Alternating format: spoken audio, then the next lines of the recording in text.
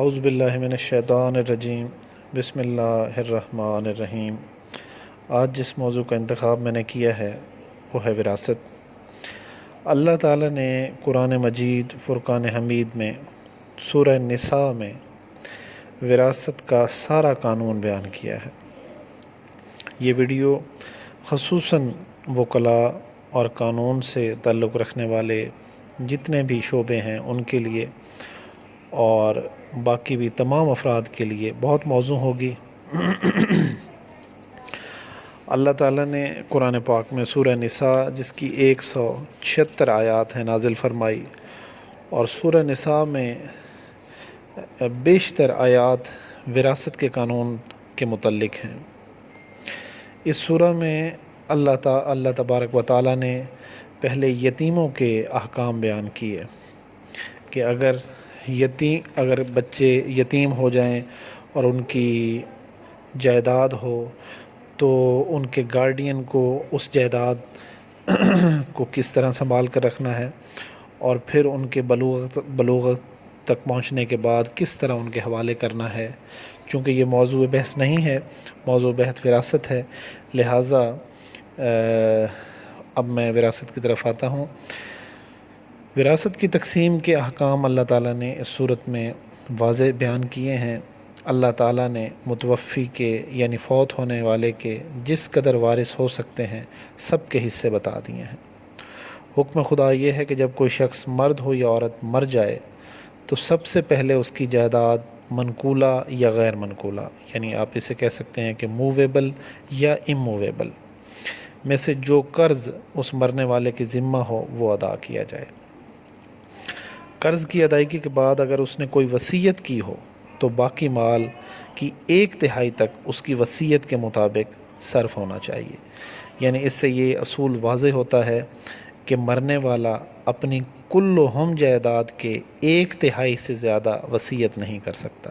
وصیت کی حد 1/3 آف دا ہول پراپرٹی ہوگا۔ اس کے بعد جو بچ جائے گا وہ اس کے وارثوں میں تقسیم ہوگا۔ وارث 2 سبب سے ہیں، یعنی 2 چینل اور 2 مینز ہیں وارث ہونے کے، سکسیسر ہونے کے، لیگل ہیئر ہونے کے۔ پہلا سبب نسبی، دوسرا سببی۔ وارثان نسبی کے 3 طبقے ہیں۔ طبقہ اول ماں باپ اولاد، طبقہ دوم دادا دادی نانا نانی بھائی بہن اور ان کی اولادیں، اور طبقہ سوم چچا پھوپھی ماموں خالہ اور ان کی اولادیں۔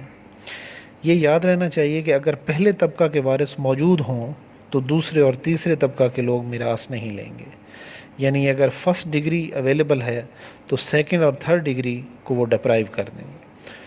اسی طرح اگر دوسرے طبقے کے لوگ موجود ہیں تو جو تیسرے طبقے والے ہیں وہ محروم رہ جائیں گے۔ شوہر اور زوجہ ہر طبقہ کے ساتھ اپنا حق لے سکتے ہیں۔ یہ ایکسیپشن اگر ہسبینڈ کی ڈیتھ ہو تو وائف کے لیے یہ رول ایگزیمپٹ ہو جائے گا، اور اگر وائف کی ڈیتھ ہو تو ہسبینڈ کے لیے یہ رول ایگزیمپٹ ہو جائے گا۔ اسی طرح اور عینی بھائی کی موجودگی میں پدری بھائی بہن کو کچھ نہیں ملے گا۔ یہ سب وارث جو میں نے بیان کیے ہیں، یہ سب وارث پھر 2 طبقوں میں تقسیم کیے جاتے ہیں۔ اول صاحب فرض، یہ وہ ہیں جن کا حصہ وراثت قرآن مجید میں صراحتاً مذکور ہے، اور وہ ٹوٹل 10 ہیں، یعنی ماں باپ بیٹے چند بیٹیاں بہن چند بہنیں، عینی یا پدری مادری بہن بھائی شوہر زوجہ، اور دوم صاحب قرابت۔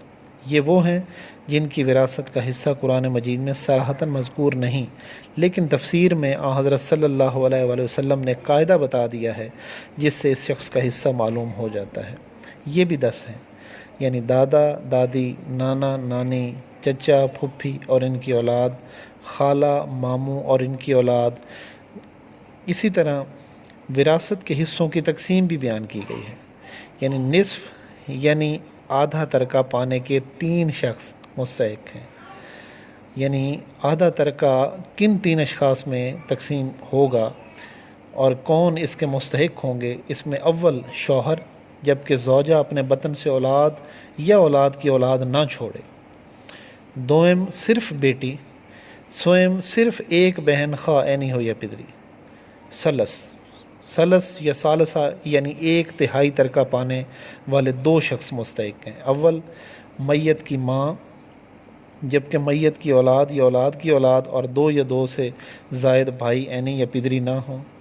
دوم دو یا دو سے زیادہ مادری بہن بھائی یا ان کی اولاد۔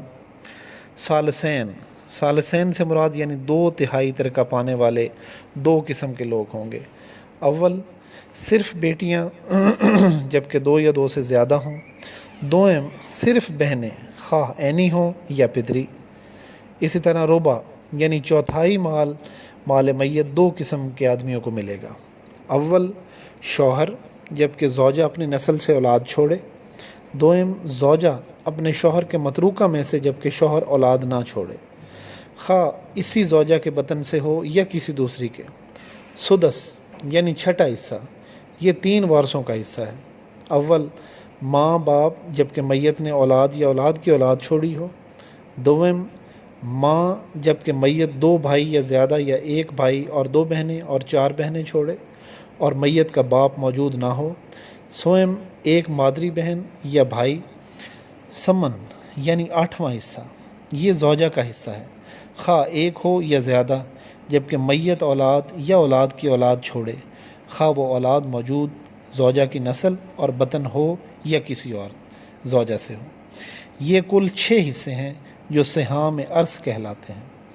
وراثت میں جس قدر مال کا کوئی مستحق ہوتا ہے اس مال کو سہم کہتے ہیں۔ آج کی اس ویڈیو میں اس سے زیادہ گنجائش نہیں ہے کہ اس سے زیادہ ڈیفائن کیا جا سکے۔ قرآن کی روح سے جو اللہ تعالیٰ نے وراثت کے متعلق احکامات نازل کیے ہیں سورہ نساء کے مطابق وہ میں نے آپ تک پہنچا دیے ہیں۔ مزید اگر اس میں وضاحت میں جانا چاہیں تو فقہ کی کتابیں موجود ہیں جن میں وضاحت کے ساتھ وراثت کے قوانین کو ڈیفائن کیا گیا ہے۔ امید ہے آپ اس ویڈیو کو لائک کریں گے، پسند کریں گے، تو میرے چینل کو سبسکرائب کیجئے اور لائک کیجئے اور کمنٹ کر کے بتائیے کہ آپ کو یہ ویڈیو کیسی لگی۔ تھینک یو، اللہ حافظ۔